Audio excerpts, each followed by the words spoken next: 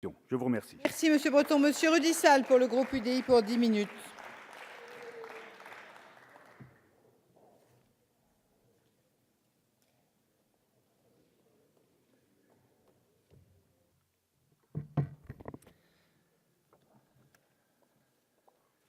Madame la présidente, monsieur le ministre, monsieur le président de la commission, monsieur le rapporteur, mes chers collègues, à l'heure où nous parlons, en ce jeudi 5 décembre, les écoles sont en grève. Vous le savez, monsieur le ministre, le SNUI-PP FSU, la Force ouvrière, la CGT, bref, beaucoup de gens qui ne sont pas forcément des militants de droite sont aujourd'hui et demandent effectivement aujourd'hui la fermeture des écoles et malheureusement beaucoup d'entre elles sont fermées. Tout le monde devrait se retrouver derrière cette proposition de loi finalement fort mesurée puisqu'elle vise simplement, sur le fond, à amender un texte qui a suscité un rejet quasi unanime. Quelque chose s'est bloqué dans le processus qui mène de l'idée à sa réalisation et qui concerne, dans le cas d'espèce, l'aménagement des rythmes scolaires. Il faudrait être aveugle et sourd pour ne pas s'en apercevoir. Dès lors, toutefois que l'on a quelques attaches concrètes dans son territoire d'élection, car aucun n'y échappe, sauf vous, monsieur le ministre. Les syndicats, les parents d'élèves, la grande majorité des enseignants et le personnel municipal, notamment les animateurs, sont vent debout partout où le choix est encore possible. Si vous ne l'admettez pas, j'espère au moins que vous en avez conscience. Monsieur le ministre, à Nice, nous avons envoyé un questionnaire à toute la communauté scolaire. Nous avons reçu 86% de réponses et 85% d'opposition. Et comme je suis un affreux cumulard, je siège aussi dans les conseils d'école. Et tous les jours dans les conseils d'école se déclarent unanimement contre votre réforme, monsieur le ministre. Alors qu'est-ce qu'un progrès en politique?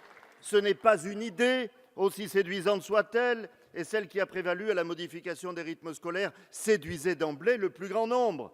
Mais le progrès n'est possible sans la méthode qui la rend réalisable. Eh bien, le hiatus entre l'un et l'autre vient de ce qu'une idée a priori progressiste a été anéantie par votre méthode.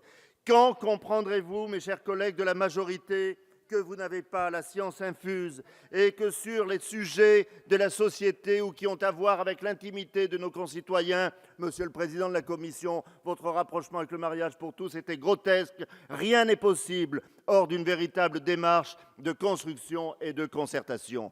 Quel curieux paradoxe d'ailleurs que de nous voir à ce point auto-centrés au moment même où vous faites les chantres de la décentralisation. Ce n'est, il est vrai, qu'une illustration de plus de l'importance réelle que vous accordez aux lois que vous votez vous-même, des promesses qui volent et parfois se télescopent. En somme, la décentralisation est la meilleure des solutions dès lors que l'État peut s'en accommoder au mieux.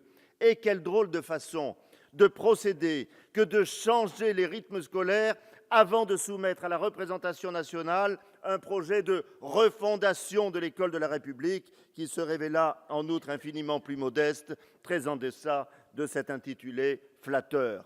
Étonnez-vous, après tant de faux-semblants et de malentendus, de la colère de nos compatriotes. Voilà donc la méthode contemporaine du gouvernement dépassée par ses contemporains.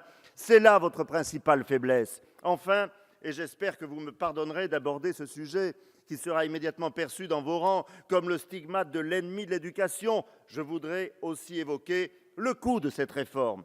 Permettez-moi de vous dire qu'il y a des limites au déraisonnable, tout spécialement quand on parle d'éducation. Comment avez-vous pu prendre la responsabilité, alors que vous avez parallèlement ratatiné les concours de l'État aux collectivités locales, de demander un nouvel effort à ces mêmes collectivités? Pour la ville de Nice, monsieur le ministre, le coût en sera de 8 millions d'euros, monsieur le ministre. 8 millions d'euros. Oui, 8 millions d'euros, ça n'est pas une paille.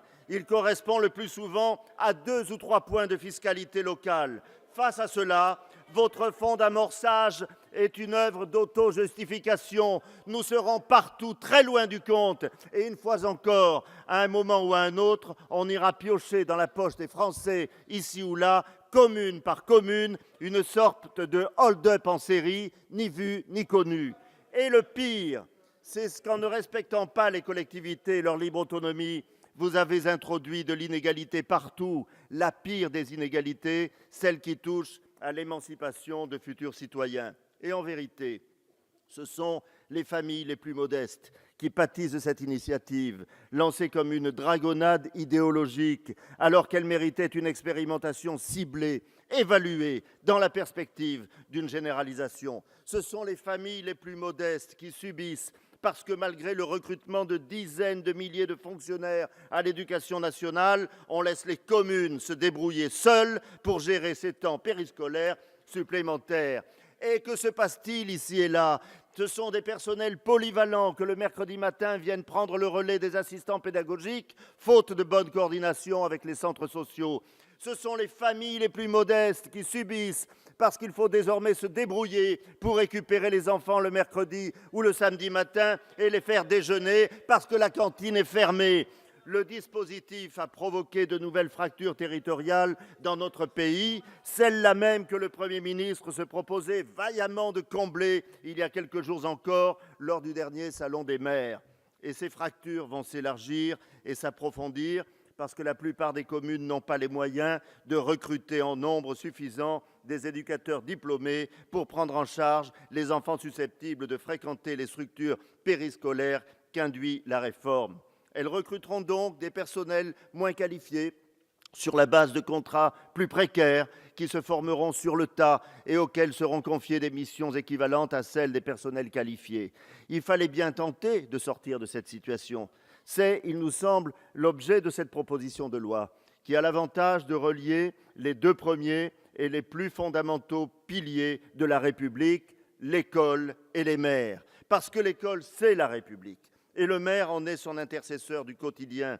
Précisément, le maire est placé au cœur du dispositif qui nous est proposé parce que c'est l'acteur de toutes les proximités, parce que c'est le mécano de la démocratie locale, parce que c'est forcément celui qui apporte des réponses concrètes. C'est un fédérateur, un pacificateur qui dessine une trame là où tout est intriqué et complexe. C'est aussi l'ultime régulateur de la dépense publique au plus près des besoins et des réalités. Nous comprenons donc parfaitement la logique positive, l'esprit constructif de cette proposition de loi et nous les partageons. Il va de soi que cette contribution doit s'ajouter à d'autres pour une mobilisation générale au service de l'éducation de nos enfants, parce qu'il faut un sursaut républicain, comme le disait avant-hier dans cet hémicycle le président de notre groupe, Jean-Louis Borloo. On ne réussira pas à inverser la courbe de l'échec de notre enseignement, dont la dernière enquête PISA montre l'accentuation, si nous ne constituons pas un pacte national pour la jeunesse et pour l'excellence. Cet enjeu est d'éducation, mais aussi de solidarité, de liberté et de fraternité. Et c'est évidemment un enjeu d'avenir pour la communauté nationale tout entière. Et l'école, après l'école, c'est encore l'école. Et cette école, c'est la République. Et l'un et l'autre ont aujourd'hui plus que jamais besoin de sérénité et de détermination collective. La voie des possibles ainsi tracée, bien sûr, il faut agir partout avec les talents et les envies qui s'égrènent. Cette grande alliance nationale que nous appelons de nos voeux à l'UDI, elle doit se traduire par une multitude de projets locaux qui réconcilient l'école et la mairie. C'est au creuset de chacun de nos territoires que nous pourrons ainsi faire émerger les bonnes initiatives pédagogiques, car dans cette proximité immédiate entre ceux qui décident et les usagers, le droit à l'erreur n'existe pas. L'école a dû et doit encore faire face à des mutations profondes de notre société. Il faut aujourd'hui l'accompagner. L'éducation a une ambition plus large et peut-être plus profonde encore. Il faut aussi l'accompagner. Alors oui, ajoutons ici de la souplesse pour viser effectivement l'égalité républicaine. Ajoutons de la souplesse pour concevoir sur mesure des projets pédagogiques en lien direct avec les réalités. Ajoutons de la souplesse pour permettre à nos enfants de s'ouvrir à toutes les curiosités. Ajoutons de la souplesse pour des expérimentations pédagogiques innovantes pour offrir à chaque enfant un accès réel à la culture. Cette proposition de loi nous semble nourrie de cette inspiration fertile. C'est pourquoi le groupe UDI votera pour ce texte.